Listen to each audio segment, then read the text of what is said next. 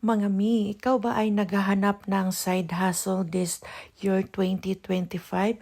Well, worry no more dahil i-introduce ko po sa inyo ang Sound.me mga mi. Ito po, ito yung pinagkakitaan ko ngayon mami. Dollars po ang kitaan dito. Magkakaroon lang po ng campaign at kung approve ka po ay gagawan mo lang siya ng video. Legit na legit po ito mga mi. Ayan po yung kita ko so far. Nag-umpisa pa po ako nito last August 2022. Until now, ito pa rin yung side hustle na ginagamit ko. Na-stop ako nito last 2024 kasi di ko na mabuksan yung account. At ngayong May 27 lang po ulit ako nakapag cash out kasi nabubuksan na po yung account ko.